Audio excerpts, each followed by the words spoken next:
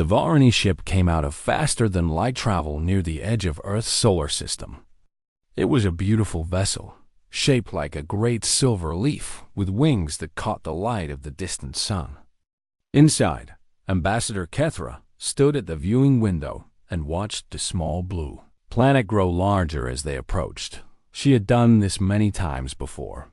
First contact with new species was her specialty. In her 200 years of service to the Velrani Consortium, she had welcomed 17 different species into the galactic community. The process was always the same. A young species would discover faster-than-light travel using knowledge from progenitor artifacts. They would venture into space, and the Consortium would find them, welcome them, and teach them the ways of galactic civilization. Kethra was an insectoid being, tall and thin with 4 arms and wings that shimmered with colors that had no name in human languages. Her compound eyes could see in spectrums that other species could not imagine. But for all her differences from the soft, fleshy creatures she was about to meet, she felt confident. All species were children of the progenitors. All species were family. The human space station hung in orbit around Earth like a spinning wheel made of metal and glass. It was smaller than Velrani stations, more primitive in design, but there was something elegant about its simplicity. Kethra noted this in her mental files. Young species often showed creativity in their early constructions. Captain Daniel Torres waited in the reception hall with his crew. He was a man of medium height with dark hair going gray at the temples and eyes that had seen too many wonders to be surprised by anything anymore. Or so he thought. Beside him stood Lieutenant Commander Amy Russo, a woman with red hair pulled back in a tight bun and a face that rarely showed emotion. Behind them stood a dozen officers in their formal blue uniforms. The airlock opened with a soft hiss. Kethra entered first, followed by her science officer Drath and 2 guards. The humans stared. This was normal. Most species found the Velrani appearance strange at first.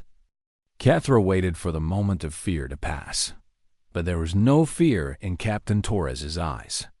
Only curiosity and something that looked like joy.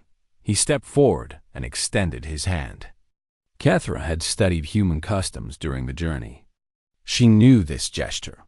She reached out with one of her 4 hands and grasped his, feeling the strange warmth of mammalian flesh.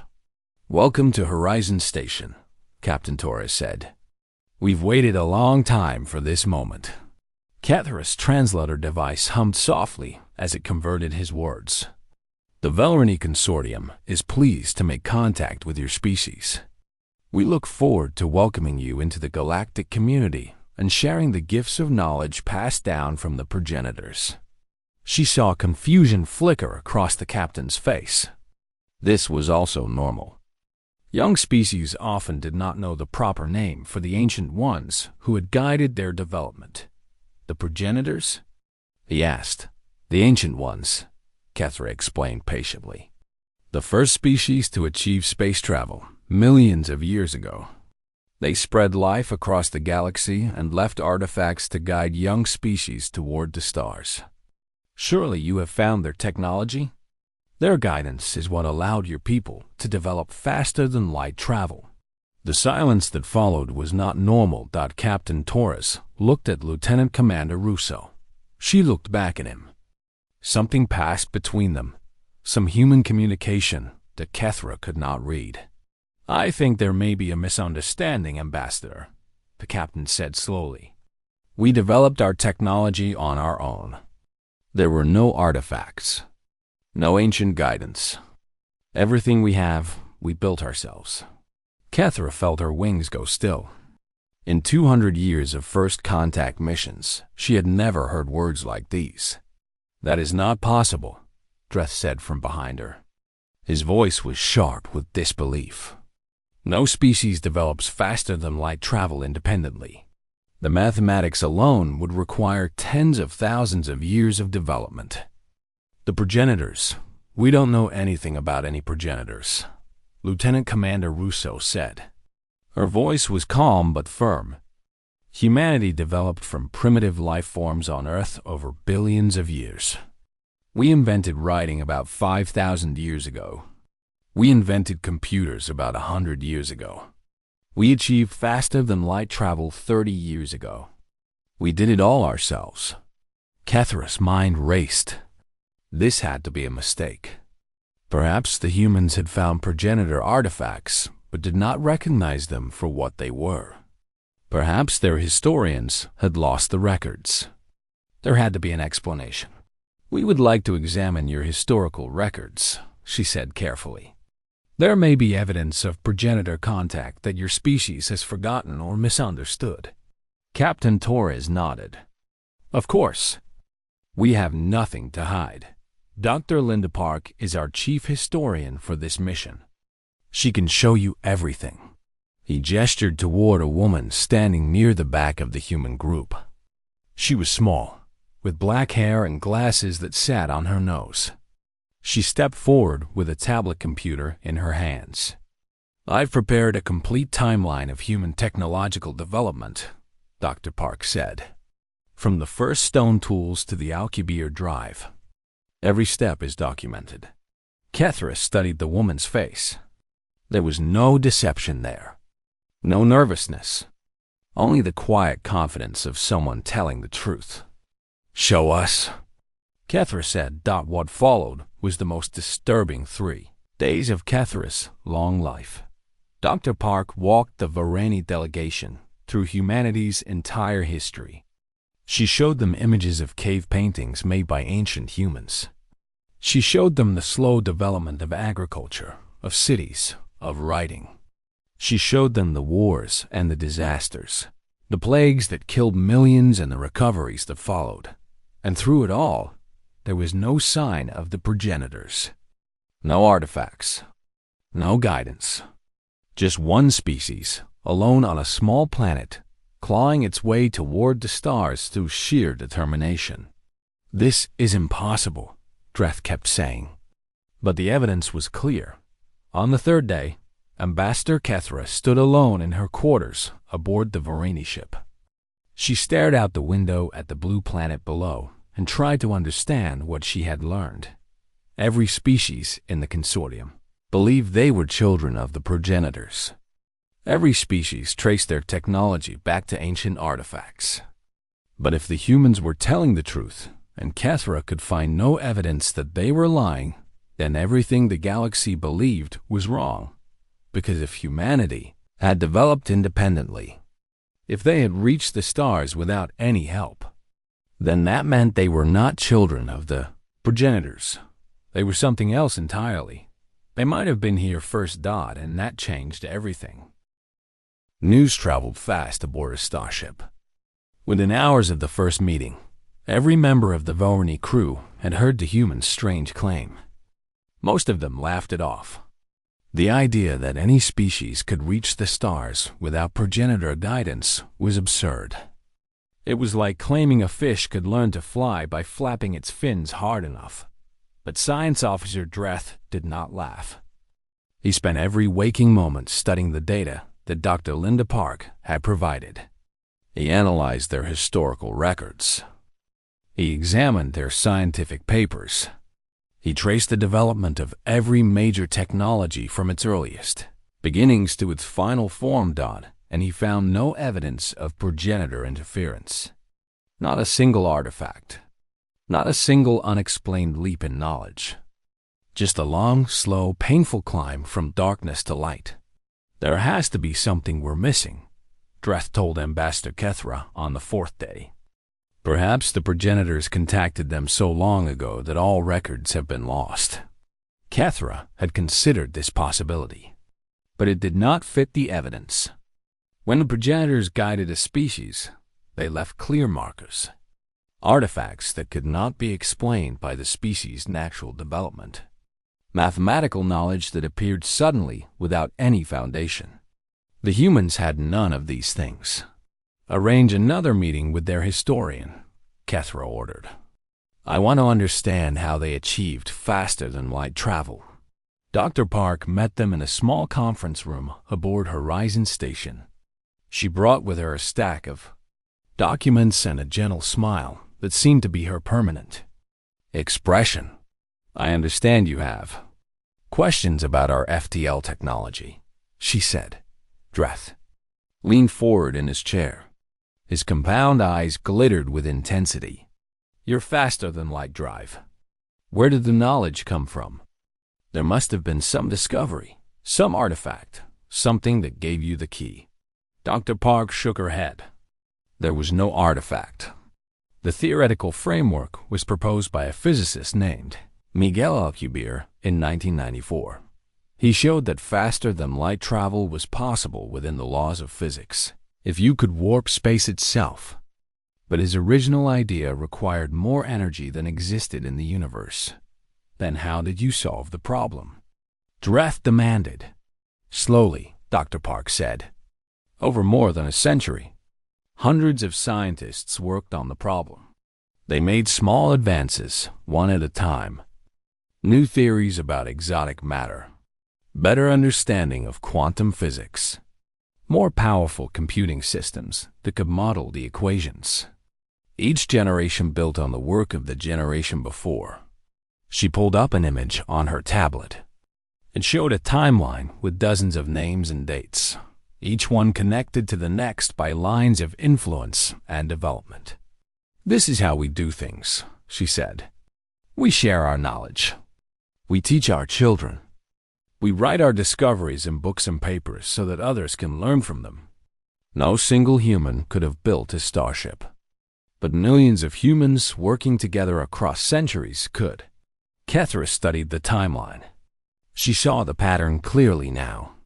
It was so different from how the consortium species had developed. They had found artifacts and reverse-engineered them. They had been given the answers and worked backward to understand the questions.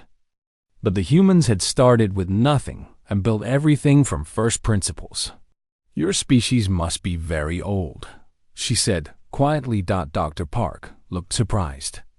"We don't think of ourselves that way. Human civilization is only about 10,000 years old.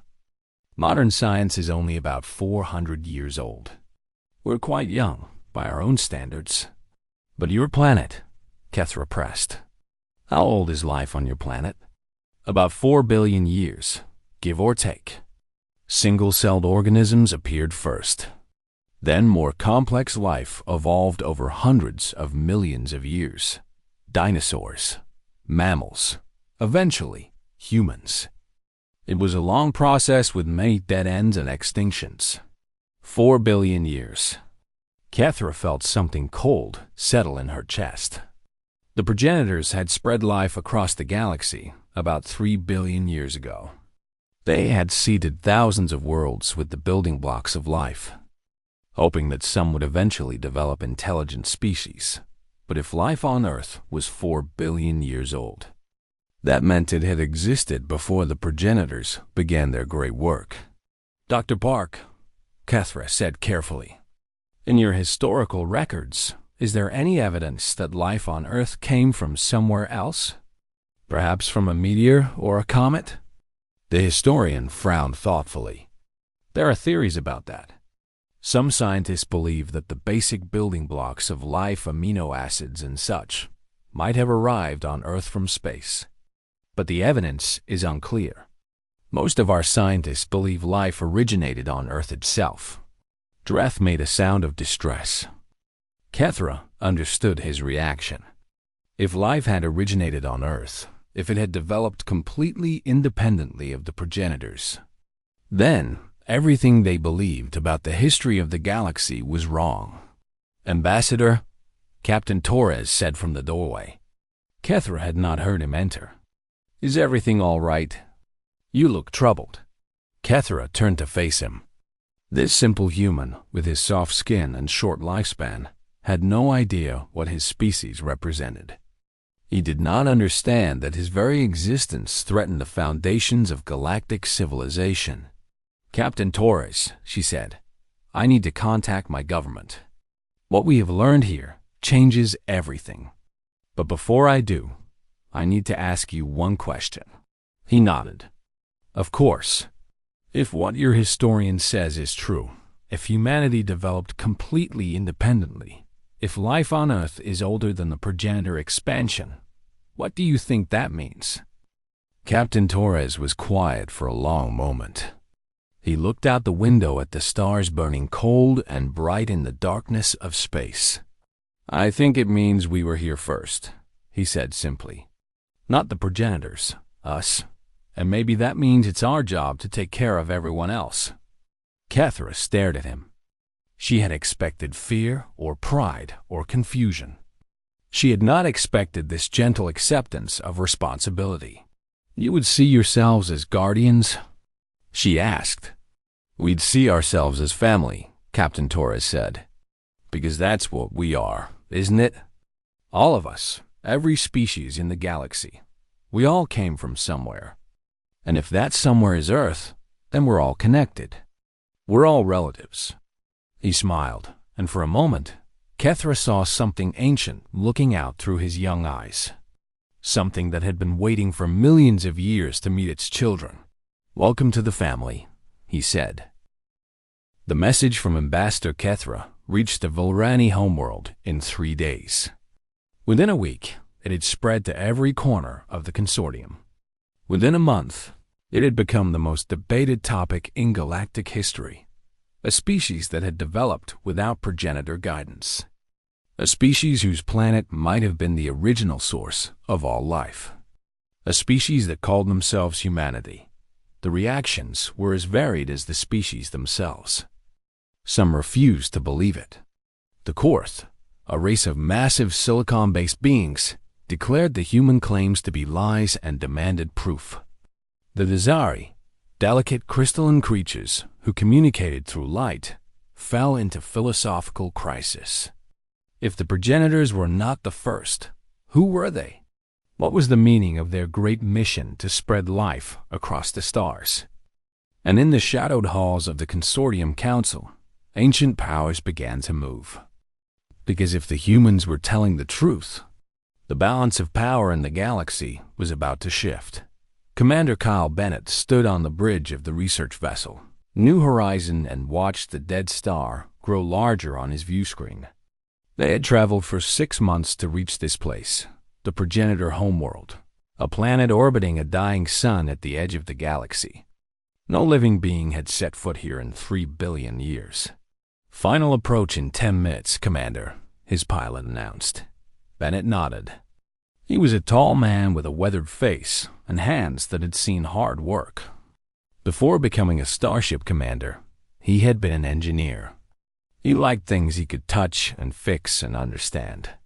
But nothing about this mission was going to be simple or easy to understand. Dr. Samantha Gray appeared at his elbow.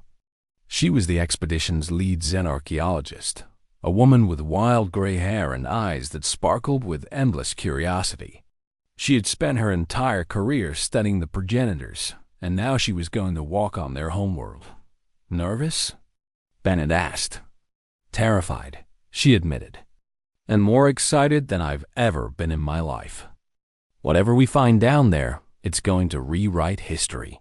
The New Horizon descended through the thin atmosphere of the dead world. Once, millions of years ago, this had been a paradise. Great cities had covered the continents. Billions of progenitors had lived and worked and dreamed here. But the sun had grown old, and the planet had died, and the progenitors had gone away. The landing team consisted of 6 humans and 2 Varani observers.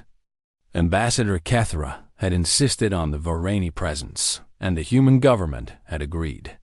Whatever they discovered, it would belong to everyone. The progenitor archives were buried beneath a mountain of stone and metal. The entrance was a doorway 50 meters tall, carved with symbols that no one had read in eons. Dr. Gray approached it slowly, her instruments humming as they recorded everything. "The atmosphere inside is breathable," she reported, "and the power systems are still active. The progenitors built things to last." They walked through the doorway and into a world of shadows and silence. The corridors were vast, designed for beings much larger than humans. The walls were covered with pictures of planets and stars, of creatures that no longer existed, of ships that had carried life to 1,000 worlds. It took them 3 days to reach the central archive.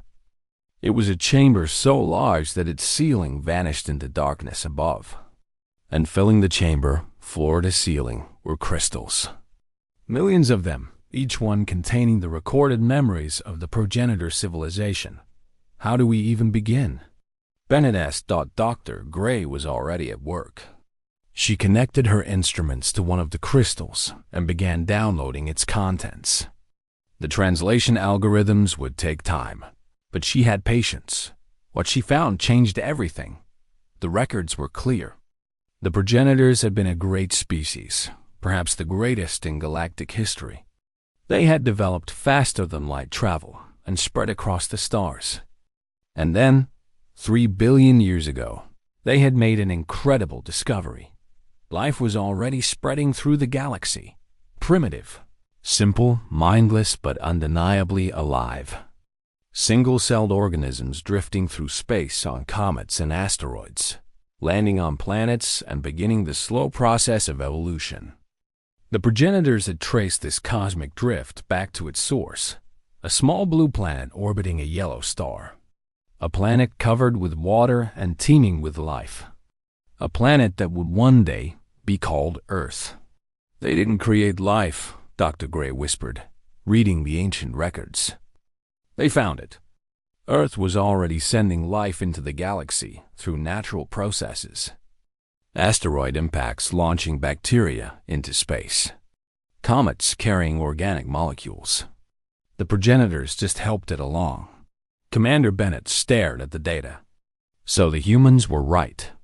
Earth is the source. Not just the source, Dr. Gray said. The original. The first. Life began on Earth billions of years before the progenitors even evolved. They were children of Earth, just like every other species in the galaxy. They just didn't know it. The Volrani observers stood frozen. Their translator devices hummed, but no words came out. What could they say? Their entire civilization was built on the belief that the progenitors were the beginning of everything. And now they learned that the progenitors themselves had come from the same source as everyone else. There's more, Dr. Gray said. Her voice trembled. The progenitors knew their son was dying. They knew they would not survive. So they recorded everything. Their history, their science, their dreams. And they left a message. She played the recording. A voice spoke, translated into human language by machines that had waited billions of years for someone to listen. To those who come after us, we are not the beginning. We are only one chapter in a story that started long before us and will continue long after we are gone. Life is precious and rare and beautiful. Protect it. Nurture it. Help it grow. And one day, return to the world where it all began. Return to the little blue planet and thank it for the gift of existence. Commander Bennett looked at the recording, then at Dr. Gray, then at the Volrani observers who had tears streaming from their compound eyes. We need to go home, he said. We need to tell everyone what we found. And so they did. The Galactic Council had not met in 3,000 years. There had been no need. The consortium managed the day-to-day affairs of civilization, and the individual species handled their own problems. But the discovery on the progenitor homeworld was too big for ordinary politics. This required everyone. The Great Hall of Nexus Prime was the largest enclosed space ever built. It could hold representatives from over 200 species, and today it was full. Beings of every shape and size filled the massive chamber. Some floated in tanks of liquid. Some hung from the ceiling on webs of silk. Some sat in chairs designed for bodies that had no human equivalent. And at the center of it all, on a simple raised platform, sat the human delegation. Secretary General Marcus Cole was not a large man. He was not particularly impressive to look at. He had gray hair and a lined face and hands that shook slightly when he was tired. But he had been chosen to speak for humanity at this moment, and he intended to do his job. The accusations began immediately. "The humans have stolen our heritage," shouted the representative from the Korth Collective. "They claim to be the origin of all life. But where is the proof? We demand an independent investigation." "The progenitor records are clear," Ambassador Kethra responded. She had become an unexpected ally to humanity in the months since the discovery. "I have examined them myself. The evidence is overwhelming." "Evidence can be faked," the Korth representative growled. "The humans are newcomers to the galactic stage. They could be manipulating us all." Marcus Cole listened to the arguments and waited. He had been a diplomat for 40 years. He knew that people needed to express their anger before they could listen to reason. The Sari representative spoke next, a crystalline voice chiming through the translator. "If the humans are truly the source of all life, then they must accept responsibility for all of us. They must lead the consortium. They must guide us as the progenitors once did." More shouting. Some species agreed with the Dasari. Others were horrified by the idea. The chamber erupted into chaos. Finally, Marcus Cole stood. He did not raise his voice.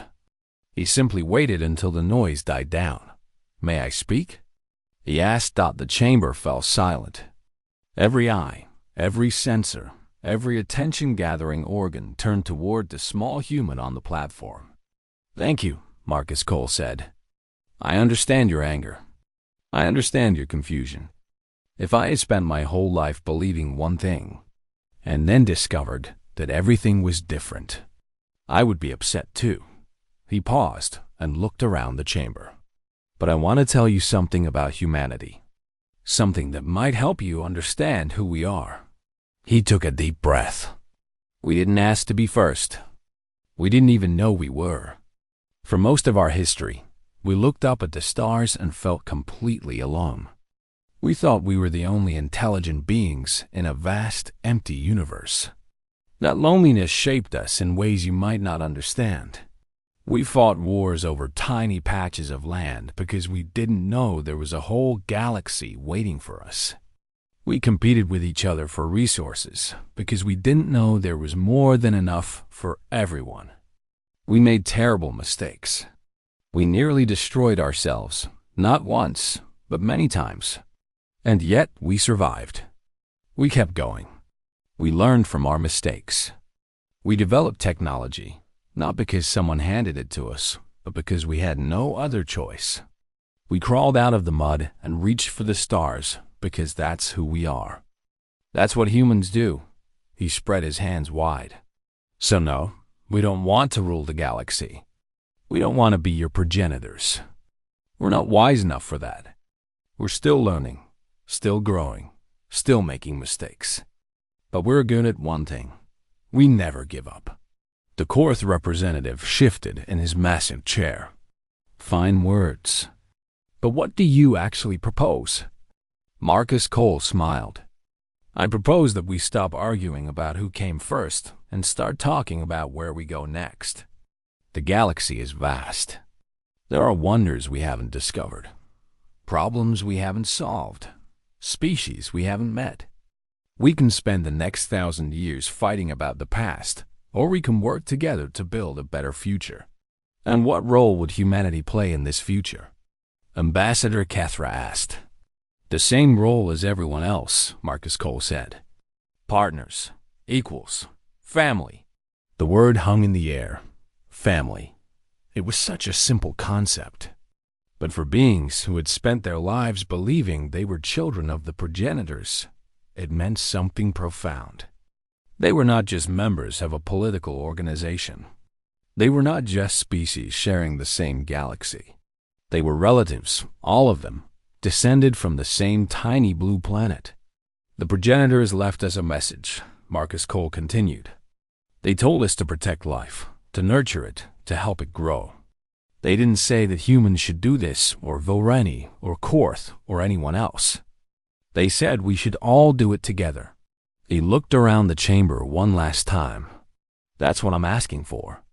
Not leadership. Not power. Just the chance to work with all of you to make the galaxy a little bit better than we found it. The voting took 3 days. There were arguments and debates and compromises. Some species refused to accept the new reality and withdrew from the council entirely. But in the end, the majority agreed that the consortium was dissolved. In its place rose the Alliance of Sentient Peoples, a new organization built on the principle of equality. No species would rule over others. No species would be considered more important. All would work together as partners and as family. And at the heart of it all, the small blue planet called Earth continued to spin around its yellow sun, just as it had for billions of years. The mother of life. The beginning of everything. And the story was only just beginning. 5 years had passed since the Great Revelation. 5 years since the galaxy learned that humanity was not a newcomer, but the oldest child of all. 5 years since the Alliance of Sentient Peoples was born from the ashes of old beliefs and older fears. Admiral Daniel Torres stood on the observation deck of the starship Unity and watched the stars stream past like rivers of light. He was older now, his hair more gray than black, his face marked by the weight of responsibility. But his eyes still held the same wonder they had shown on the day he first met Ambassador Kethra. The Unity was unlike any ship ever built. It had been designed by engineers from 30 different species, each contributing their unique knowledge and perspective. The engines were Vilrani. The hull was Korth. The life support systems were the Sari. And the heart of it all, the crew that made it work, was a mixture of beings from across the galaxy. Kethra appeared beside him, her wings folding neatly against her back. She no longer wore the formal robes of an ambassador. Now she dressed in the simple uniform of an Alliance officer. After 5 years of working with humans, she had learned to appreciate their casual approach to clothing. "You look thoughtful," she said. Torres smiled. "I'm remembering the day we met. You were so certain that we were children of the progenitors, that there was no other possibility." "I was a fool," Kethra admitted. "I had spent so long believing one story that I couldn't imagine any others. It took meeting your species to open my eyes. You weren't a fool. You believed what everyone believed. We all need stories to make sense of the universe. Yours just turned out to be incomplete." Kethra made a sound that Torres had learned was Volray laughter. "Incomplete. That's a diplomatic way of saying wrong." "It wasn't entirely wrong," Torres said. "The progenitors were real. They did spread life across the galaxy. They did leave artifacts to guide young species. They just weren't the beginning of the story. They were the middle, and humanity is the beginning?" Torres shook his head. "No, Earth is the beginning. We're just the species that happened to evolve there first. If the dinosaurs hadn't gone extinct, maybe they would have developed intelligence instead of us. Maybe they would be having this conversation right now." He turned to face the view screen, where the stars continued their endless dance. "The truth is, we're all just passengers on this journey. Life began on Earth by accident, as far as we can tell. A bunch of chemicals came together in just the right way, and something started that couldn't be stopped. We're the result of billions of years of evolution, of trial and error, of survival against impossible odds. There's nothing special about humanity except that we happen to be in the right place at the right time." Kethra was quiet for a moment. "And yet you saved us," she said finally. "When the Council threatened to tear itself apart, when some species wanted to worship you and others wanted to destroy you, it was a human who brought us together. Secretary General Cole showed us a different path. Marcus did what any good leader would do," Torres said. "He reminded us that we're all in this together. We're all family, The ship's communication system chimed. A familiar voice filled the observation deck. Admiral Torres, this is Dr. Linda Park. We're receiving the first transmissions from the Deep Space Exploration Fleet. They found something incredible in the Andromeda approach vector. Torres straightened. The Andromeda approach vector was the edge of explored space, the farthest any Alliance ship had ever traveled. 3 years ago, they had sent a fleet of 100 ships to explore the void between galaxies. No one had expected to hear from them so soon. Put it through, Doctor. The view screen flickered. A face appeared, human, female, with short blonde hair and tired eyes. Commander Rachel Knox, leader of the exploration fleet. Admiral Torres, I hope you're sitting down. We've made contact. Torres felt his heart skip a beat. Contact? With whom? With another alliance. Another organization of species. They call themselves the Gathering, and they span the entire Andromeda galaxy. They've been watching us for centuries, waiting for us to develop enough to make the journey. Kethra's wings began to vibrate with excitement. Another galactic civilization? This is unprecedented. That's not all, Commander Knox continued. They have records going back billions of years. And according to those records, life in Andromeda originated from a single source, too. A blue planet orbiting a yellow star. Torres felt the deck shift beneath his feet. Earth? Life in Andromeda came from Earth? Not exactly. Commander Knox's face broke into a smile. Their origin planet was destroyed billions of years ago. But before it died, it sent seeds of life drifting through space. Some of those seeds reached the Milky Way and landed on a young planet covered with water. Earth, Torres whispered. Earth, Commander Knox confirmed. Our planet wasn't the beginning, Admiral. It was just one link in a chain that stretches back to the very dawn of the universe. Life has been spreading from galaxy to galaxy for longer than any of us imagined.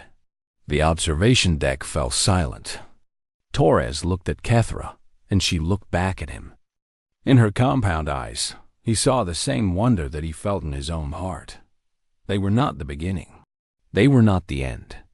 They were part of something vast and ancient and beautiful, a cosmic story that had been unfolding since the first stars were born. What do they want? Torres asked finally. They want to meet us, Commander Knox said. They want to join with the Alliance and continue exploring together. They say that life is the most precious thing in the universe, and that our job, all of our jobs, is to help it spread as far as it can go. Torres smiled. It was the same thing the progenitors had said in their message. The same thing Marcus Cole had said to the Council. The same thing that every wise being in every corner of the universe eventually came to understand. Life was precious. Life was rare. And life was meant to be shared. Tell them we're coming, Torres said. Tell them we're bringing the whole family. He turned back to the view screen, where the stars burned bright against the endless darkness of space. Somewhere out there, in galaxies they had not yet visited, more wonders were waiting. More species. More stories. More family members they had not yet met. And humanity, the accidental ancestors, the first children of Earth, would be there to greet them all. The journey was just beginning.